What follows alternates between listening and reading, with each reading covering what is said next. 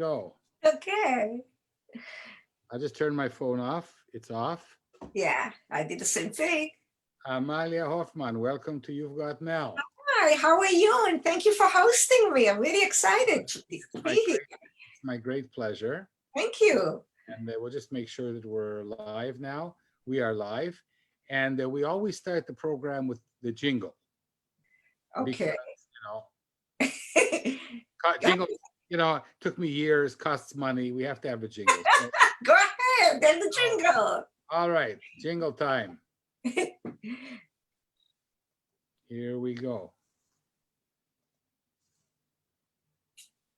Get a chair, grab a seat, or we'll sweep you off your feet. We move, we groove, you got Mel. Ease your legs, rest a while, all you gotta do is smile. We're swell, can't you tell, you got Mel. When the show begins, you better hold on real tight, or before you know it, you'll be high as a kite. Take a break, settle down, we're the only show in town. SRO, don't you know, you got Mel. Give it up, don't think twice, we're a hurricane on ice. What the hell, give a yell, ring your bell, show and tell. Mademoiselle, give a smell, you got Mel. You've got Mel. And Mel has Amalia Hoffman. This is hysterical, I love it. You think I'm hysterical? Have a look at yourself here. Okay, so Amalia, you are one of the incredible people of the world. One in maybe 50,000 writers who actually get book deals with real publishers, and you have a real agent. So what we want to do today is find out what your secret is. Okay. And you have a new book coming out next year, which is called? Yes, I do. It's called My Monsterpiece. My Monsterpiece. Yes. And I don't have it yet. This is a picture of the book. Yes, you sent me a preview, and it's really remarkable. It's different. Thank you. It's so colorful. Wow. If they do a good job with the color, wow. Yeah, the colors are important because kids love colors. And when kids do art, it's all about, they put their hands in a color, they dip their hands in a paint. And that's what I really wanted to achieve, the celebration of color. And a message for it. The celebration of monsters and monster pieces. Celebration of monsters, yeah. Where did the word monsterpiece come from? You just woke up one morning and... Actually, in the beginning, it wasn't called My Monsterpiece. It was called different things. We had what's called in the industry working title. And that is when you give a book a title, but you don't get married to it in a way. Because, like scrambled eggs. Exactly, because I was kind of playing with different titles like, How About Monsters, and how to make a scary monster, how to draw a mean monster, my monster, our monsters, and different combinations like that. And so when I created the cover, in the beginning, I just put different words in there. But then I looked at the book and I said, I kind of started looking at play on words, because many times in a title, you want to have a word that might not be a real word that, when people look at it, they'll go like, what's that? Because it creates some kind of curiosity. So a title like that is like an attention grabber right away. It's like, hey, my monsterpiece, So I didn't come up with it right away. We were kind of working with the book. Yeah, you have the name of the book, My Monsterpiece. Yeah. It should be white inside. What's that? No, the book, the name sells the book. It's wonderful. Yeah, exactly. The name is really important, but believe it or not, the name is not what the publisher would look at first. That is actually one of the last things that a publisher and an author and the art director and the editor will work on together. And it involves many, many conversations and meetings and back and forth. So we didn't come up with a title, and I created the book and all that. And one day I just did a combination of words because we decided to come up with a title, and the publisher came up with some things and I came up with something, and it's a collaboration, you know, on a phone and on email. And so what I did is I just wrote different words with the word monster in it, which is a really good way for anybody to come up with an interesting title. So I try to kind of do a play on word. And the book is also about a kid who is making monsters. And in the book, they're actually pieces of, you know, materials. In other words, in one page, you see paper and scissors. And the kid is saying, oh, I'm going to create a monster with sharp teeth. And in another page, you know, the kid is saying, oh, I'm going to make a monster with sharp claws or whatever. And you see yarn, and the yarn becomes the tail of the monster. So all these art supplies, it starts with just a broad picture of a lot of art supplies. And the kid is saying, oh, I'm going to make a monster with a green tongue. And all you see is green spilled paint and all that.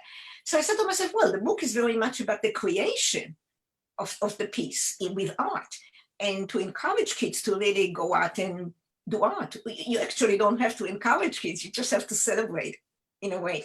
And that's exactly what I wanted to do. And so all of a sudden it occurs to me, masterpiece is a beautiful piece of art. Monsterpiece is a beautiful piece of art about a monster.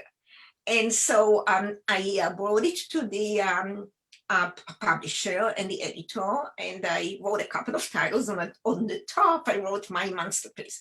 But of course, you know, you're working with a collaboration, so you can only pray that they'll go for it. And the associate publisher emailed me back and says, wow, this is brilliant. Yeah, we're gonna go with my masterpiece. So I said, cool, you know, this is great. And that's how we came up with the title. And then we kind of had to add that word to the book because some kids are not familiar with the word masterpiece.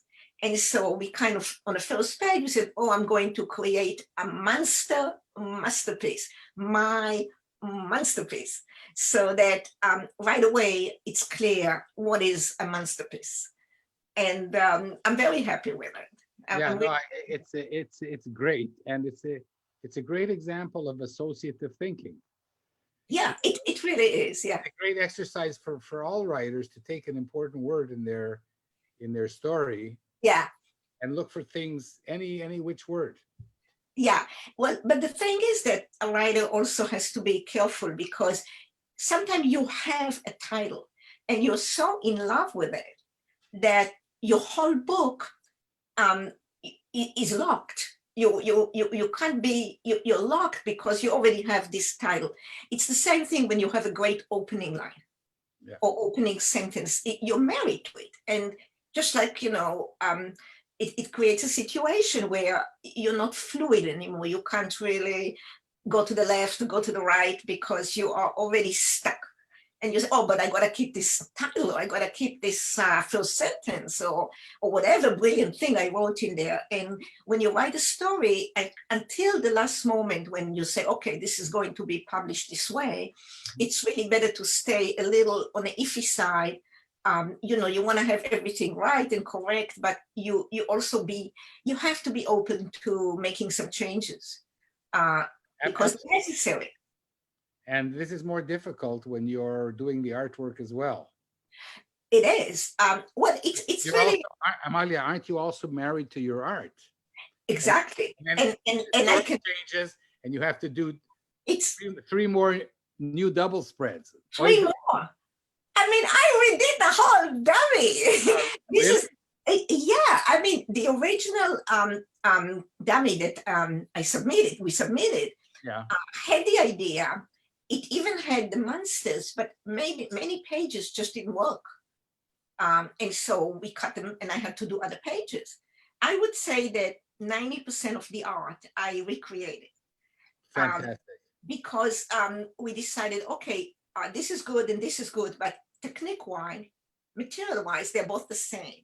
And the idea in this book was to make each page look different. Can you show them one picture from the book, or you're not allowed? Yeah, I have a couple of pictures. pictures, and I can just so what happened is the kid creates different monsters. I don't know, you're not going to see my face, but you're going to see that. Can you see that?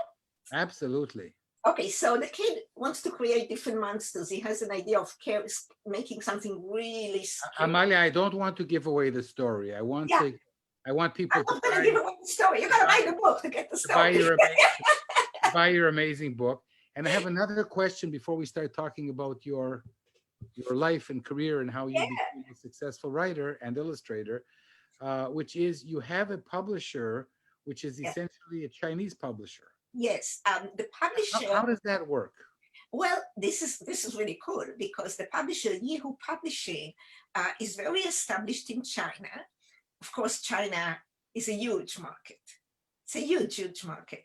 But they also now have an imprint in the United States based on the West Coast. So when you publish with Yihu, you get to have a book in English and also a book in simplified Chinese. And I just can't wait to see the cover because it's so beautiful. And they do a fantastic job on the graphic, on the as long as they don't ask you to do the book over again and call it My Dragon Piece. That could happen. I'm warning you, it could happen. All I know so far is how my name looks in simplified Chinese. Okay. I don't know how the title would look. We don't know, because one of the problems of these fancy ideas is that they don't always translate into other languages. That is very, very true. The same is true with rhyming. Anyway, one thing, I want to go back to your life. We won't talk about rhyming because... No, I'm not doing rhyming. Because people are going to get angry with us. No, I'm just saying it's hard. You have to translate it and it has to look good in a language. It's done every day. I have many reasons to tell early stage writers not to rhyme. So don't get me going with this, okay? Well, I'm not a rhymer. It's just I'm not, good enough for that. Okay. I teach my students that if you're a songwriter, you can rhyme. Okay. Julia Donaldson, the Gruffalo and 100 other stories. She is a successful rhymer because she started out writing songs for the BBC. Really? And people don't know that, but I was lucky enough to bump into her once. Oh, really? Well, yeah, because you have to know the meter, and the meter is very. To know the meter, and I said, can you sing your story? If you can sing it, then maybe it'll work. That's right. Let's not talk about rhyming today. And so you are such a flamboyant lady, with your masks and your arts and crafts. Yeah. Tell us about your childhood in Jerusalem. Well, I grew up in Jerusalem, and I had two sisters. One was a year and a half younger, and one was a year and a half older. So right away, the syndrome of the middle child was right there, and I was the typical middle child, temperamental, very, very, I was really autistic, but I was extremely temperamental. I fought with my younger sister. I fought with my older sister. Of course, we became best friends. But as children, they had this separation of 3 years between them. And so it was easier for them. I would say that, and at that time when I grew up, we didn't even have a TV set. So there was no chance to fight, which was... I thought you were going to say something good.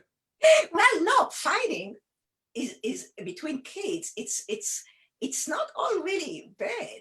Okay. Because, like I tell you, I'll give you an example why. We used to make mock names for each other, and they were really creative mock names, And we also had, like my two sisters came up with a secret language.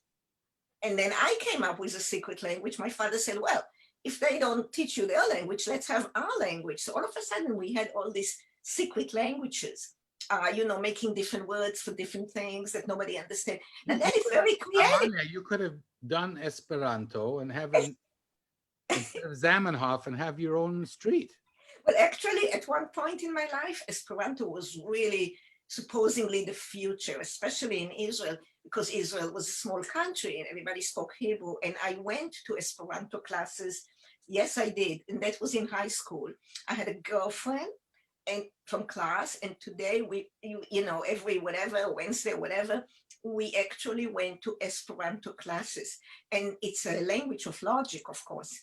A lot of the words are based on sounds, like the word bottle, and in French it's bouteille, and in Hebrew it's bakbuk. So you have the sound of the water coming out.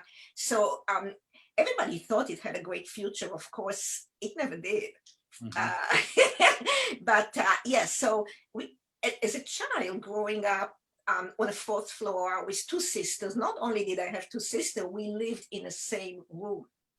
Oh. So we lived in the same room. So in what part of Jerusalem? The center of Jerusalem, or at least at that time it was the center. It was near the old Bezalel art school. Okay. And at that time it was near the Knesset, because the Knesset was really in the very, very center of Jerusalem. They had this beautiful garden or park with the menorah in there and everything. Keren HaYesod. Keren HaYesod, that area. And it was a childhood where we were not as chaperoned as we are today. For the sheer reasons that maybe you didn't have to be. I walked everywhere by myself. We lived in a walk-up building on a fourth floor, and there were kids all over. We played, we were never home. And I had my secret hideout area. I had my own fortress, which I put ammunition. I had pine cones and different things, and I would stand there on top, and every time somebody walked around, I'd throw a pine cone and stuff like that. And then I had one. You were a dangerous little girl. I was really not what you call a nice kid, but I think my parents adored me because, because of all the things I did. And then on the other side of that complex where we lived was almost like a basement apartment, and it had steps going down. And that was the house of the witch, I believed. And once in a while, I will get the courage to walk down there to my monster and see if I have the courage to go all the way down, because that's where the witch lived. Then across the fence was a monastery. It was called Ratisbon. It was a French monastery, and over there lived a priest who took the vow of silence. And he would stand there on the roof. Just picture, it's like a Fellini movie. He would stand there on a roof with he had a red beard down to his chest. And he would stand there on the roof, and when my sisters and me walked by, he would take little fragrant flowers and drop them to us. Never said a word. And at one point I had a diary, and I actually wrote about him in my diary. And then what I used to do, I loved to do, was to create greeting cards for the family. So, every time my parents had birthdays, anniversaries, Mother's Day was a big deal at that time, I made cards for them. And I actually have an example of a card. This is a card I made for my mom. So it wasn't a book, but in a way, when you think about it, it is a book, of course. And over here, I made almost like a cuckoo clock. How old were you? That's very, very good. I would say that I was 12 when I did that. And over here, there is a cuckoo clock, and there is a thing. I made this to turn like this. I used what's called a butterfly pin. I made a hole, and this pin opens, and as it turns, you see different prayers, different wishes. So this one says that you will always be as sweet as you're now. Of course, in Hebrew. I didn't speak English at that time. Oh no, that's upside down. Okay, it's like that. So it says to Mother for Mother's Day. And over here, I made a little cuckoo cloak. And it opens and closes. So I always worked with cut papers. I think I really started working with cut papers at a very young age. And there are different wishes. Now over here it says that you'll always be healthy. And over here it says that you'll have beautiful life. And you could turn it around. And then as you opened it, so it is a book in a way. As you opened it, there's a poem. I did write in rhymes at that time, and I think it's the only time I was good at rhymes. Actually, when I read some of the stuff I wrote, I said, gee, I only wish I could go back to that age and do as good a job now. Because kids, you know, they just do it. And I took a heart shape and I smeared graphite on it. So if you take a heart shape and you smear graphite on it, and then you take your finger, you get the vignette. I don't know if you can see. You get the vignette. And that's what I did. And over here, I wrote my mother a letter. But I was also extremely temperamental. And when I had a fight with my parents, I tore the art that I made for them many times. Really? Yes. So I have to tell you a story. I grew up and my father died, and I came to Jerusalem for the Shiva, and we were cleaning up his desk. He had what you call a secretary. That's what you call it. And a secretary was like a piece of furniture that looked like a cabinet, but it opened up. The desk kind of opened up. And my father would sit there. That's where he paid his bills. That's where he did all his work. And in the secretary, he had folders. And of course, you know, we opened the folders. And in one folder, I found this. This is the real thing. I'm not making this up. Just don't make, I'm always crying when I see them. I found this. Torn pieces of paper. And you're talking, I don't know how many years later, okay? And I saw all these pieces of paper. How old were you when he died? I was about 55 when he died. So he kept this for like 45 years. Absolutely. And I saw all these pieces of paper in an envelope, in like a manila envelope, like this. And I said to myself, what is this? Why would anybody keep it? And you know what it was? It was an anniversary card I made for my parents. And I started putting these pieces together, and I actually took a photocopy. What it was a poem written in stages in rhyme. And it started over here on the right.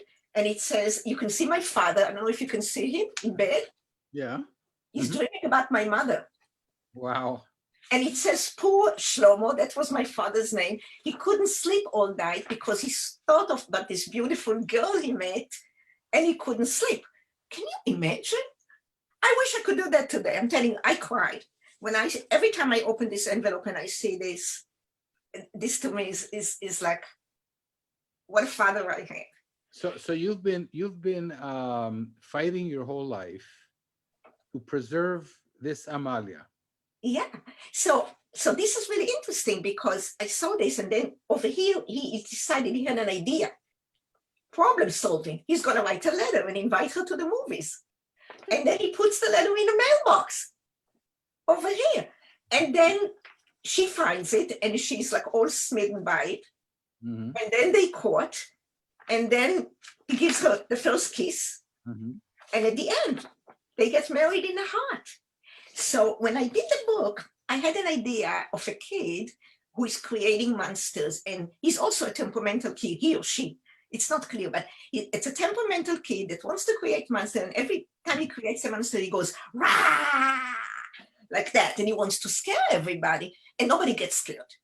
Nobody gets it, and he gets frustrated. So then we kind of discuss it with the publisher, and the editor, Brian Saliba, who is amazing.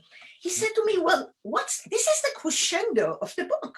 He said to me, this moment when the kid is so goddamn frustrated, because when you have a children's book, you have to have a moment of a crisis in a way.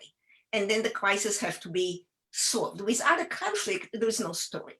So he said to me over the phone, Amalia, this is the crescendo. The kid is not successful in his attempt to make scary monster. Yeah. And so how are you going to do that? You can't just say, well, you know, in the beginning, I just wrote, girl, I can't make a scary monster. But then we kind of thought about it, and I said, you know what? This is what I'm going to do. And what I did is I took all the art I created up to then, I tore it, I put it on a piece of paper, and I photographed it. And it's a double spread, and all it has is the torn creation of the art. But then comes the solution. The kids, of course, says, but wait a minute, I have an idea. And then the kid solves that idea, and that really becomes the story and the finale of the story, and also the message of the story. But it all came from my childhood. So when I talk to writers, I said to them, look into your childhood. Maybe it wasn't like mine, maybe you didn't see witches in a basement, and maybe you didn't have a priest on the roof, but there is something in your childhood that is the child in you. And when I started writing, I didn't have young kids. A lot of people start writing and they have very, very young kids. So they see the kids all the time. And I didn't have that. I didn't have young kids living with me, but I had me.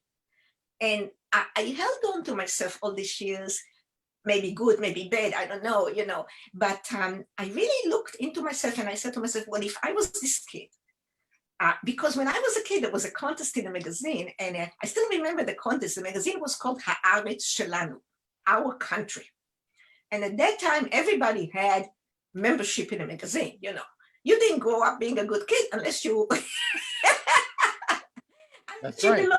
You had to, and my sister actually wrote stories in there. She even won an award. So one time they had, at the end of the book, they always had contests, like a little bit like what Highlights will do, any American children magazine. And it said, make a scary witch. And I worked really hard, Mel. I worked really hard. I did teeth and I did hair and I worked on it, and I never won. And one of the things that happened is my parents said, wow, this is great. And so that's where I got the whole idea for the book.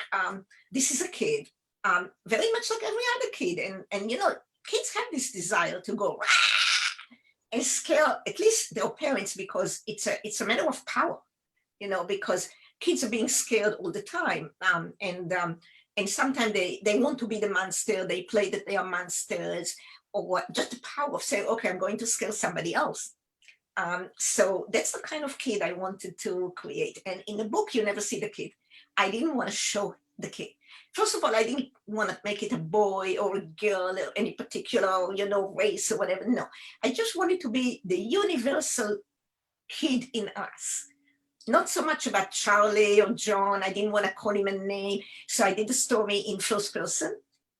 I want to make a monster. Grrr, my monster isn't scary. What if I try to make a monster with, grrr, my monster, and the kid is showing the aura to mom and dad and his sister and his best friend or her best friend, and they just don't get scared, So and they have critique, which I love. Yeah, and they're telling the kid their thoughts about it. The kid has a critique group. Yeah, and it's in a way, not particular that scenario, but it's something kids face every day, because kids, they don't want to see, everybody's looking down at kids, because they're short, and there's one thing I learned very early. Thank God I'm very short. I'm only 5 feet. And most kids, by the time they're 13, taller than me. But one thing I learned is kids don't like when you look down at them. It's better to sit on the floor and be on their level. So when I work with kids, or when I do my book presentations, I sit on a low chair. I never completely stand up. I don't want them to do this. I don't want them to do that. Because they, I want them to just look at me on a level, so I'll bend down. If they're standing up, I'll bend down and I'll sit on a chair or something. So I'm on their level, kind of on their eye level. And so so that's what I wanted to create in the book, really to get the essence out there and the problem solving. That's another thing, that kids are natural problem solver. And I remember it from my own life. Like I would, if I wanted to make a big piece of art, and we didn't have big piece of paper at that time, I would take tape and I would add another piece. Right? Or I will create one and another, and they could be different papers completely. So really, that's what I wanted to do. I wanted to do something that, so I have tape in a book. I have 2 pieces of paper that tape together. And another thing is, kids are not fussy. They will draw on a kitchen table. They will draw on the floor. They will draw on a wall. Well, you might not like that. Like mother will freak out if I draw on a wall. But I wanted to create that feeling. Amalia, you can draw on my wall anytime. Well, actually, when I grew up, one day my parents went on vacation, and we had this kitchen where the whole family ate. And I took the paint and I made a fresco. I made a mural for them as a present. And when they came, and when I got pregnant with my first child, I made a mural, and I was like this big, my last month. And I looked at the wall and I said, I got to do one more thing. And I took the paint and I made a ladybug. And that's it. That's when I went into labor. That's when my water broke, just as I do that ladybug. So I want to take you back now. So you had this magical childhood. really magical. Was it it was a good childhood? Okay, was it a good child? You have to be brief because we have a lot of things and we don't have. Okay. It was. I think it was a good childhood.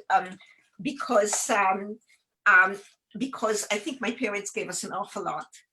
Really an awful lot. They encouraged us to do art. They took us on trips all over.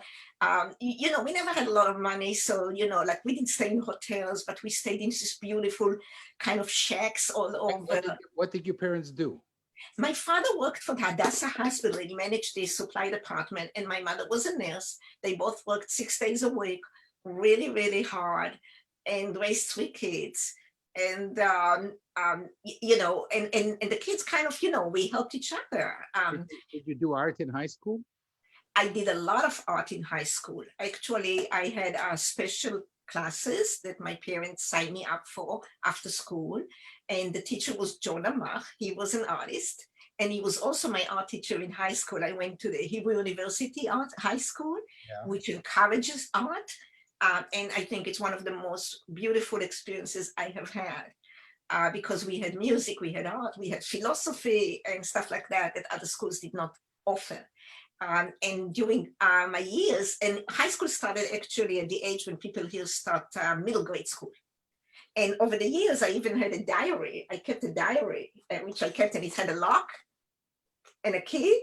And, I wrote in there, so I can actually, it's really amazing. I suggested to every kid, write a diary, because years later, it reminds you of your childhood. So I look at what I wrote, and I wrote about conflicts too. I had a boy I had a crush on, and I think he was really more interested in my sister than in me. Listen, we have to publish some of this stuff. We have an e-publishing. It's a company that loses money, but we're going to talk afterwards because there's a lot of stuff that we have to do together. Oh yeah, you tell me what you want to talk about. No, I said after the program, like next week, I want to do some stuff with you. So how did you end up in America, of all places? Okay, I ended up in America because I decided to come here and study art, and I went to Pratt Institute. Pratt. I went to Pratt Institute. I started in a school in Israel, but it was too academic for me.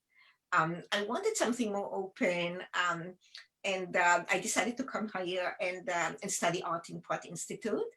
That was an incredible experience, coming from a small country, meeting people from all over the world, and what was the most interesting was that when I was working in Israel, I kind of didn't want the academic art. I didn't want to draw from, casts and stuff like that. And that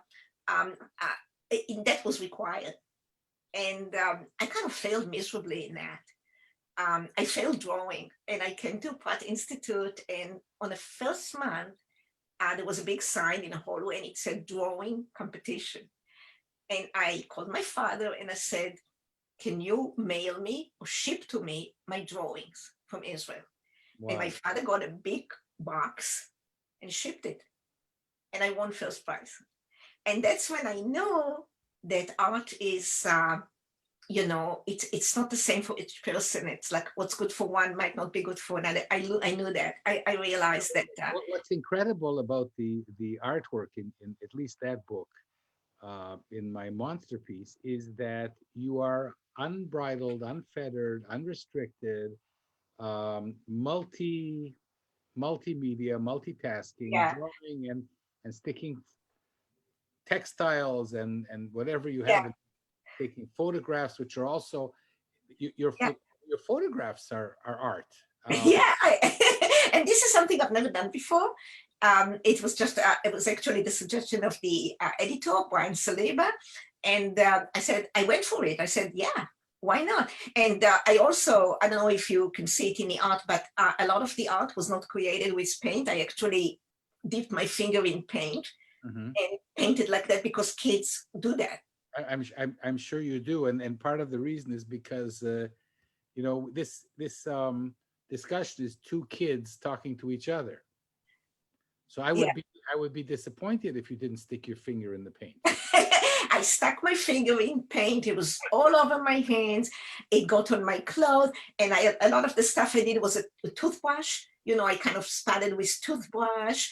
I used different things. I smeared, I scratched paper. I crumbled the paper because kids many times, when they work, they don't keep because I work with kids. I did art with kids for years. Mhm. They don't keep the paper straight. That the parents always want it to be like nice, and clean, but it's not. They as they work, they wrinkle the paper and stuff like that. So I wanted that look. They tear it, and they don't tear it. They don't cut it evenly. So like I have this tone, art and in there. And also they're not discriminating as far as what they will draw on. So some of the work is done on paper plates, for example. I actually worked on paper plates, and some of the work is done on a supermarket bag, which I thought was really cool. And some of it is just done on something that looks like a kind of pad of paper that a father or a mother will bring from work with yellow lines. So I have a list of things written on yellow line. I also handwritten a lot of the stuff the same way a kid will handwrite. And it's crude. In a way, it's crude. So I wasn't sure how it will be accepted because it's not, you can say, well, it's kind of, in a way, messy. The art, but that's really the look I wanted. Kids do that. They don't do everything. The quality of the photographs puts everything in perspective. Yeah, In other words, it shows the audience that you've done this on purpose. yeah, So because we're running out of time and I have more yeah. questions to ask you. You ask me all the questions you want.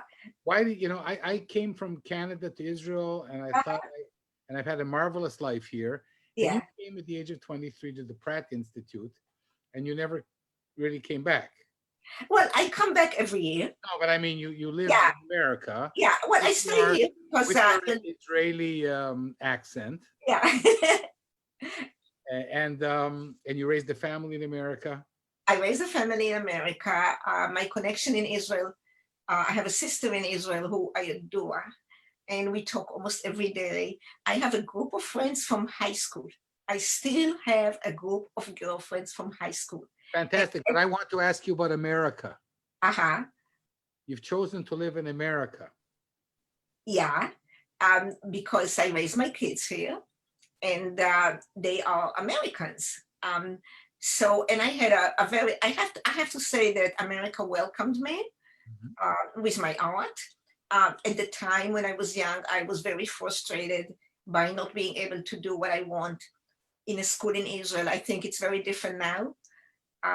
First of all, there are more choices of school, and the art in Israel is thriving and very avant-garde and very open. And I don't think that if I was a young student today, I would be facing the same frustration. But at that time I did. I wanted more. I wanted something. I wanted freedom. I wanted to be able to do what I want without somebody says to me, no, that's not how you draw. You got to draw like this. See, that's the difference between us. I like when people say you can't do that, and then I go and do it anyway. in Yiddish, they say oft zolochos. Well, I tried it, but it cost me my grades. I paid a dear price. I just got fired from another college for being too different. Yeah. There's a price that you pay, but on the way you get to do things that other people don't do. Yeah, So actually, a lot of people who went to that same school with me, like Pinchas Cohen Gun is one of Israel's prominent artists. So obviously he took his Michael Gitlin was another one. And, you know, a lot of them stayed in Israel, had a thriving career. So I just was very young, and I just had a dream, and you know, and I came here, and I built a life here, and but I would say that my Israeli connection is extremely strong in all matters. In all Well, matters. now you have another new friend in Israel. Well, next time this year I was supposed to be there, but Mhm. of course I didn't because of Even the. if you were to come, I still wouldn't meet you. I'm But hibernating. next time, you know, and also there I But belong I to. want to continue talking with you about children's books, Yeah, and we're running out of time. So very briefly, you have an amazing agent, yeah. right? Who you can mention her name.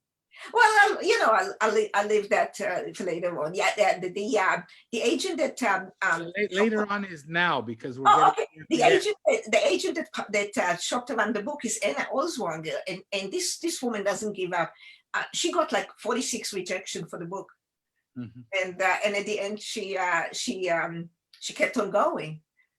So really, I think it's important to have an agent that believes in your story. And I think also this is a quantum leap for you as a writer. This, Yeah, this is my feeling as an author illustrator.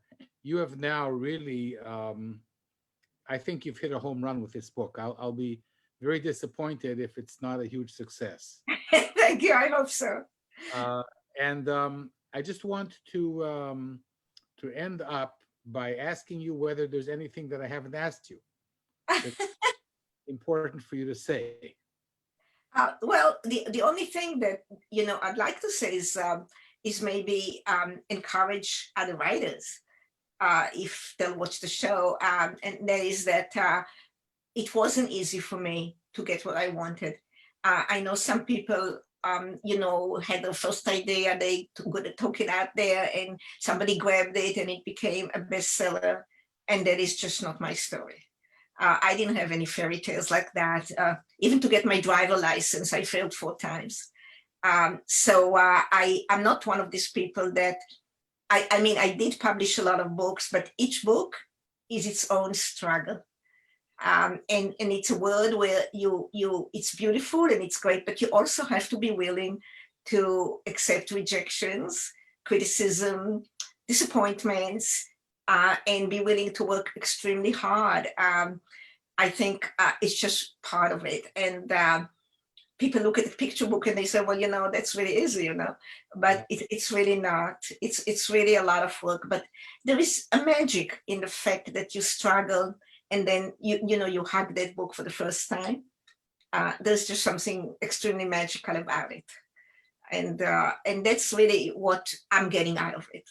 So I mean, I have no ideas. I have other ideas. Some will become a book, and some will never see the light of day.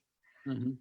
I just know it, and that's something that a writer or inspired writer or an illustrator has to face. And another one is to keep your own voice, because you know you see something that's very successful and you say, well, this is really going strong, so maybe I'll try to do this or I'll try to do that. And it's very hard not to do that. Whenever you pitch a book, right, to an Yeah, agent or to an editor, yeah, they always ask for comps, you know, right, comparable stories. yeah. Say to yourself, well, that kind of defeats the purpose. You know, I wrote something that's really not that comparable. That's true. But when you write a comp, you say, let's say monsters, right? So you Yeah. say, well, there are other books about monsters. And let's say you put some comps in there. You Right. mentioned that. But my book is different because it's taking a different angle. It's taking a different direction. And this is really what comp is all about. It's not about saying, I am doing a book that was already done. It's like saying, well, maybe this genre was done. And here I'll mention to you some books from this genre, but But my book is different. some of the authors that I grew up on, Uh-huh. like Kafka, you know, imagine if Kafka had to write Comp. For Kafka, it's going to be very difficult. Exactly. So, Yeah. and I think also for if you were comping the book that's coming out, and maybe the original one was different. Yeah. It's wild and wonderful, and I really applaud you for preserving the young girl inside you. And some of the best writers and illustrators that I know spent their whole lives protecting this wide-eyed young creature Right. who, against all odds, morphed into a person and an adult and had a family and became a like with my grandkids, they know me as the Saba, as the grandfather, Yeah. who's in charge of shtuyot. I'm the one who's in charge of nonsense. That's true. And when I asked my granddaughter if I could go to Kitabet with her to second grade, Second grade. she said to me, Saba, granddaddy, you should start first grade or maybe kindergarten. That's where you learn everything. It's So true. It's my true. last question is, so do your kids, how many kids do you have? I have two kids, and I have two children too. Wonderful. So do the kids, do they embrace Amalia as Amalia, with your wonderful strangeness? Did you embarrass them when they were young? I'm trying to think, did I embarrass them? Well, there was a situation where they brought kids over. Our kitchen didn't look like anybody else's kitchen. It had dirty floor. It had paint on the kitchen. At that time, I worked on a kitchen. Now I got, my son is out of the house, so I finally dared taking the bedroom and making it into a studio. But for the years that they were home, I thought you were going to take the bedroom and make it into a kitchen. But for the years that they were home, I worked in a kitchen. I worked in a basement. So when they had kids coming over, but I think they were proud of it. I think they liked it. I think their friends liked it because there were all sorts of, at that time, I was also doing window display for stores. And I did displays for Tiffany and Fortune. So I had all these props, amazing No, props. we cannot, you're so multifaceted, we can't cover anything. Everything. We covered enough to make a appetite for people. I Yeah, hope to find out more about you and to buy your new book when it comes out next year. I hope so. And Amalia, it's given me an appetite to get in touch with you after Yom Kippur. Sure, I would love that. Let's make a monster piece. Let's make a monster piece. And Mel, thank you so much for hosting me. I really appreciate it. Listen, I really appreciate being on your great program. You're amazing. Everything that you do and the people that you host, keep on following you. I will tell you a secret because it's Yom Kippur. I aspire to be somebody like you. I've had many successes in my life, but 15 years ago, I had a book deal in the States and I walked away from it. Oh, and one of the worst decisions I ever made in my life, and I cannot get back in. So when I look at people like you and I say, you are really one of the 50,000 or 100,000 rare, very rare people who find a voice and find an agent and find a publisher and publish books in the toughest market in the world. So I'm going to leave with that. So chapeau to you, and chapeau in the most literal sense. Chapeau to you too, here it is. And Amalia, don't change at least until next week when we speak again. I hope not to change. And you too, Mel. Shana Tova, Happy New Year. Thank you very much for hosting me. It was my pleasure. I enjoyed every moment of it. Bye-bye. Bye-bye.